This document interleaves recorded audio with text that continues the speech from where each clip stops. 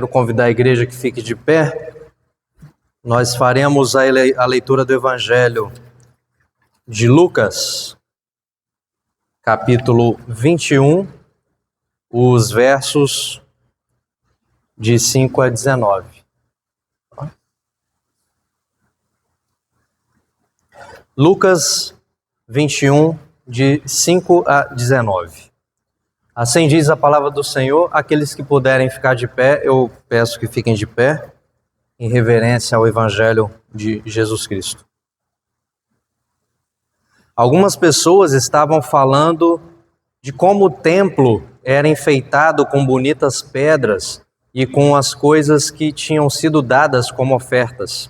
Então Jesus disse: chegará o dia em que tudo isso que vocês estão vendo será destruído e não ficará uma pedra em cima da outra. Aí eles perguntaram: Mestre, quando será isso? Que sinal haverá para mostrar quando é que isso vai acontecer? Jesus respondeu: tomem cuidado para que ninguém engane vocês, porque muitos vão aparecer fingindo ser eu, dizendo: eu sou o Messias, ou já chegou o tempo. Porém, não sigam essa gente. Não tenham medo quando ouvirem falar de guerras e de revoluções, pois é preciso que essas coisas aconteçam primeiro. Mas isso não quer dizer que o fim esteja perto. E continuou: uma nação vai guerrear contra outra e um país atacará outro. Em vários lugares haverá grandes temores de terra, falta de alimentos e epidemias. Acontecerão coisas terríveis e grandes sinais serão vistos no céu. Mas, antes de acontecer tudo isso, vocês serão presos e perseguidos. Vocês serão entregues para serem julgados nas sinagogas e depois serão jogados na cadeia. Por serem meus seguidores, vocês serão levados aos reis e aos governadores para serem julgados. E isso dará oportunidade a vocês para anunciarem o Evangelho. Resolvam desde já que não vão ficar preocupados antes da hora com o que dirão para se defender, porque eu lhes darei palavras e sabedoria que os seus inimigos não poderão resistir nem negar. Vocês serão entregues às autoridades pelos próprios pais, irmãos, parentes e amigos, e alguns de vocês serão mortos. Todos odiarão vocês por serem meus seguidores, mas nenhum fio de cabelo de vocês será perdido. Fiquem firmes, pois assim vocês serão salvos. Amém. A igreja pode se sentar.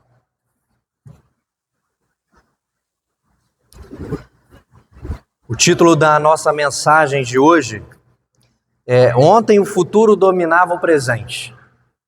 O Rei do Universo anseia a nossa humanidade restaurada. E quando a gente lê esse Evangelho de Lucas, com tanta notícia ruim, né? Parece que Jesus está colocando aqui, de destruição. Parece uma sensação de spoiler do Apocalipse. Né? Parece que Jesus está dando um spoiler do Apocalipse, do fim do mundo, né? Tanta desgraça que aparece. Mas é só Jesus querendo restaurar a nossa humanidade. Jesus querendo restaurar a nossa humanidade. E aí vamos começar imaginando. Eu queria que vocês fizessem esse exercício de imaginar. Imagine que você é um adolescente que está rolando o feed do Instagram, vendo stories de amigos e amigas e até de pessoas que vocês nem conhecem, postando viagens, dancinha, fake news, que tem muito também, festas e aqueles filtros perfeitos. Acho que todo mundo já viu de Paris ou de algum lugar mais perto da gente, tipo Bariloche, ou então até de Maragogi, lá no Nordeste, algum lugar assim. Do nada aparece uma notificação na tela do seu celular. E está dito assim: o que o futuro reserva para você. Há 2000 anos, Jesus estava teclando exatamente essa notificação. Era uma mensagem em tempo real, descrevendo destruição e perseguição, misturados também com esperança. mas tudo invertido. Lucas 21, 5-9, que nós acabamos de ler, aborda um futuro que a princípio não é um filtro bonito. Quando a gente ouve que Jesus está falando sobre destruição, tremores, pais entregando filhos, vão ser presos, vão ser mortos, isso não é um filtro bonito que a gente vê no Instagram. De forma nenhuma é um filtro bonito. Que futuro estamos tentando esconder se estamos normalizando a violência? Hoje você abre o seu Instagram e se você vê uma notícia de guerra com gente morta sendo mostrada, porque agora não tem nem borrão, é tudo visto bem nu, a gente parece que é normal. É normal ver gente morta, é normal ver destruição, é normal ver guerra. Uma violência que atinge toda a criação. E agora a gente está passando também pela COP30. Todo mundo está acompanhando de alguma forma. Que é um desafio grande da humanidade tentar salvar o planeta. Hoje, por causa do aquecimento global. Que não é algo que a gente está falando que é uma mentira. Acontece e está acontecendo com a gente. Tem tornado no Paraná acontecendo. Se você abre o celular e vê a previsão do tempo para sexta-feira, achando que ela vai dar chuva, depois está dando sol. No sábado que você preparou para ir para a praia, está chovendo, mas a previsão era de sol. Então a gente vê como as coisas estão totalmente desalinhadas. Não dá para prever nada. Esses são os sinais dos tempos.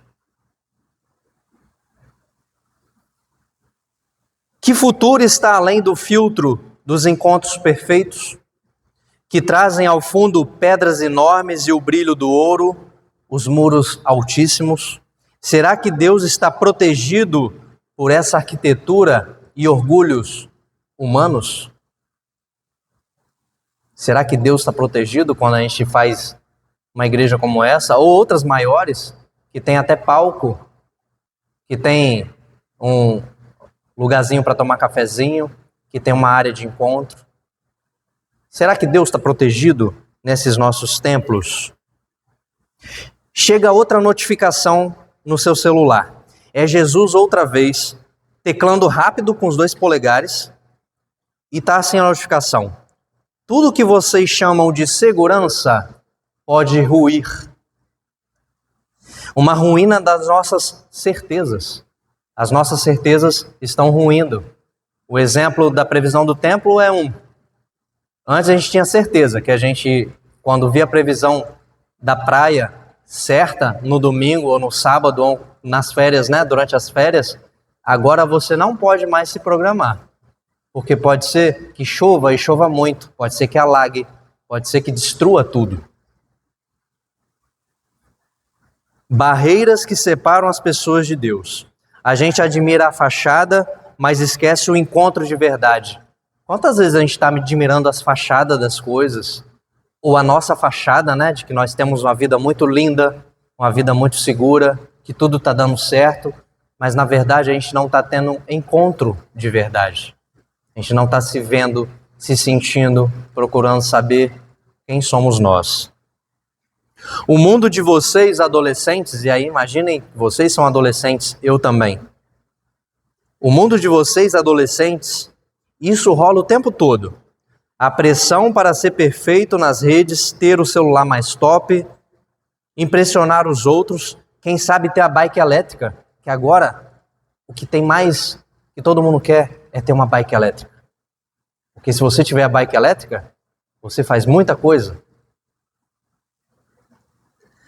Já repararam que o celular, esse nosso celular, é como um muro na palma das nossas mãos? Um muro que exibe um futuro falso. Olha para o seu celular e o futuro que está no seu celular é um futuro falso. Daí as nossas dificuldades com o passado e o presente que parecem arruinar o nosso futuro. Então a gente olha para a nossa história, olha para o nosso presente e fala, mas com isso que a gente tem, que futuro nós temos? Está dando tudo errado.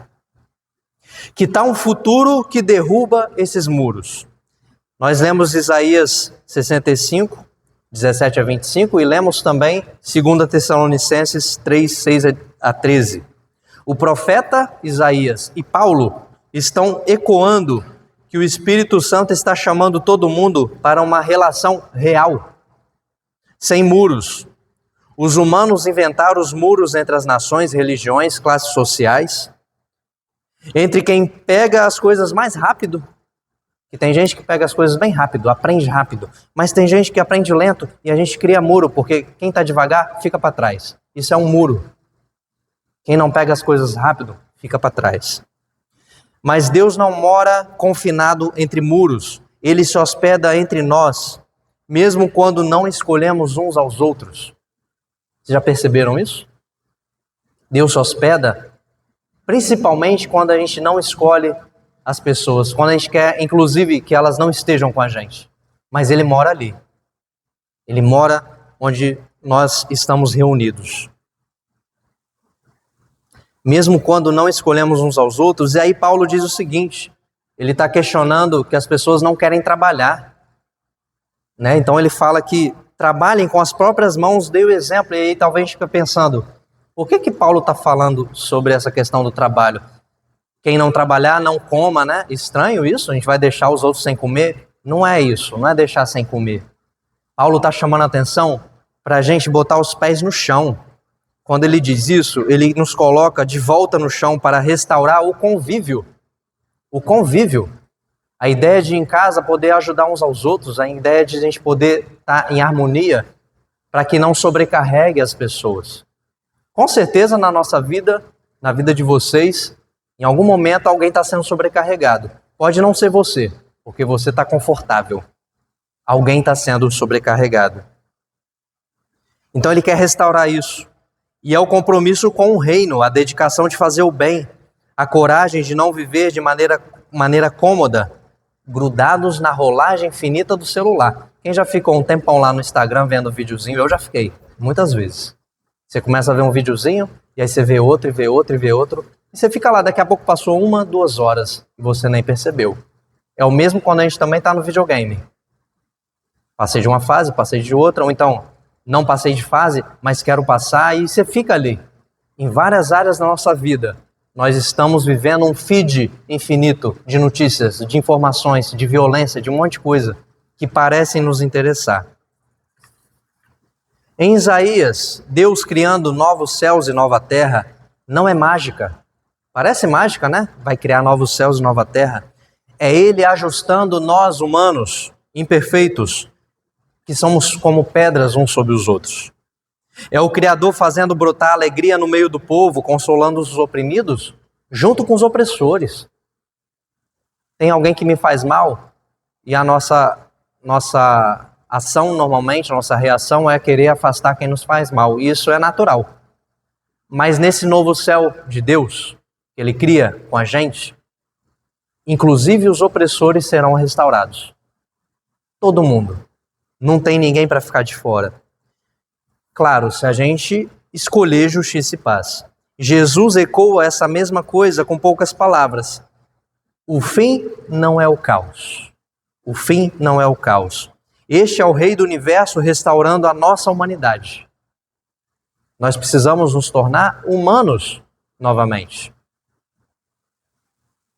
Sem qualquer violência, apenas graça, pois o futuro que estamos preparando em parceria com Jesus, não é um lugar para fugir e se esconder da realidade. É um lar. Deus está criando com a gente um lar. O lar não é um domicílio onde você recebe correspondência. Um lar não é aquele lugar onde você recebe as compras do Shopee, né? Teve 11 do 11 agora. Muita gente aproveitou para comprar muita coisa. E você tem um endereço para receber isso. Mas Deus está criando um lar onde a gente não vai precisar ficar recebendo tanta coisa, a gente vai criar as coisas que são necessárias para a gente. Esse futuro começa quando derrubamos os muros, e as crianças nos ajudaram a perceber isso. Esse futuro só começa quando a gente começa a derrubar os muros. E é nesse recomeço que o ser humano é chamado à alegria. E aí diz a palavra, com alegria tirareis água da fonte de salvação. Jesus tem uma proposta de futuro. Se nós assumirmos a nossa participação no plano de restauração da nossa humanidade, cuidando da criação, ao invés de destruição da água do dilúvio, que todo mundo conhece, né? A história do dilúvio é uma história de uma água que destrói. Também a água que afoga na travessia do Mar Vermelho. No Mar Vermelho, a água destrói. É uma água de destruição. E ao invés disso, nós teremos uma água que restaura. A vida volta a ter sabor de fonte pura. E a humanidade redescobre que Deus mora no meio dela. Então, quando Jesus traz, aparentemente, esse apocalipse, nós estamos enxergando que ele não está falando de um apocalipse, de um fim. Ele está falando de uma restauração. Ele não está falando de destruição. E aqui, indo para a nossa conclusão. O reino de Deus não é o fim de tudo, mas o começo daquilo que tudo pode ser. E agora fica bem nítido. Deus está invertendo tudo. Portanto, o fim é o começo de tudo. O futuro é o início de um presente e um passado totalmente diferentes, transformados. O futuro que Deus está criando é construído por mãos humanas. Então não é uma mágica que Deus vai fazer e a gente vai ver um mundo novo, lindo, pronto. Nós somos responsáveis por criar. Assim como as crianças destruíram um muro e construíram uma ponte. Nós somos responsáveis por destruir esse mundo de violência e criar um mundo de paz e justiça. Então o futuro onde ontem dominava o presente, o futuro que parecia distante, agora está nas nossas atitudes. Chegou mais uma notificação de Jesus no nosso celular. Diz assim: com perseverança vocês conquistarão a vida. Não é sobrevivência, é tipo herdar o que Deus sonhou para você, uma comunidade. Em meio às guerras intensas, em meio às guerras internas, que podem ser ansiedade, brigas familiares, em meio às guerras externas, às crises globais, o contato com Deus nunca se rompe, pois é completo na comunhão entre irmãs e irmãos. Contato com Deus não vai acontecer quando você está sozinho, ele acontece quando a gente está junto. Deus quer a gente junto, caminhando junto. Mas e pessoalmente, que tipo de muros está entre você e Deus? Porque a gente também percebe que há muros coletivos, mas pode existir um muro entre você e Deus. O medo do futuro, o medo de não dar certo, o medo de ser julgado, de ser esquecido, de não ser suficiente. Calma. Jesus não quer a gente vivendo o medo. Ele diz: não se preocupem antes do tempo. Eu mesmo lhes darei palavras de sabedoria. Porque a gente tem medo mesmo quando as coisas estão deixando a gente inseguros, né? Nós ficamos inseguros e a gente não sabe o que fazer. Mas Jesus fala: calma. Quando chegar a hora, você vai ter a palavra e vai ter a sabedoria para agir. E isso não chegará como uma notificação, mas diretamente ao coração e à mente por meio do Espírito, espalhando por todo o seu ser, como fermento que leveda toda a massa. Nem um fio de cabelo de vocês será perdido. Nem um fio de cabelo. Deus considera a gente por inteiro e não vai deixar se perder nada, apesar de toda a perseguição, toda a dificuldade que a gente passa. Se entenderam a mensagem, vocês vão derrubar muros e sofrerão por isso. Derrubar muros gera sofrimento. Se você quiser derrubar o muro da injustiça, por exemplo, o muro das filas nos hospitais, se você quiser derrubar, você vai ser perseguido. Em casa, ao derrubar o muro da hierarquia familiar, a gente tem que honrar pai e mãe, né? A gente tem que respeitar, a gente tem que fazer certas coisas que são de uma hierarquia. Não é de respeito, não é de ver pai e mãe como irmão e irmã, porque Jesus prega que pai e mãe são nossos irmãos. Lógico, tem que ter respeito, mas quando alguém impõe, pede bênção ao seu tio, pede bênção à sua tia, pede bênção à sua avó, isso é hierarquia, isso é um jogo de poder. E isso precisa ser quebrado. Ninguém é obrigado a pedir bênção. Ninguém é obrigado. A nossa obrigação é de viver em harmonia, com respeito igual. Então, isso que Jesus chama a atenção sobre a hierarquia familiar. E quem derrubar esses muros em casa será perseguido e até odiado. Assumir essa tarefa é ganhar a vida, é participar do plano de restauração da humanidade. Irmãos e irmãs, ontem o futuro dominava o presente, com medos, muros e sinais falsos. Mas hoje Jesus nos chama para a humanidade restaurada. E quando tudo isso parece impossível, é porque ainda não olhamos com os olhos do novo céu e da nova terra. Pois Deus não é um arquiteto de ruínas. Deus não é um arquiteto de ruínas, não é Ele que arruína esse mundo, somos nós. Ele é o artista que desenha um futuro em meio aos escombros que nós criamos. Ele não vê o mundo como um apocalipse, vê como uma gestação. E como a gestação é linda, como a gestação é linda e bonita de construir algo novo. Por isso Jesus diz, não fiquem com medo quando tudo parecer cair, porque o que cai é o que não podia sustentar mais o amor. Hoje o Rei do Universo ainda anseia pela nossa humanidade restaurada. Amém.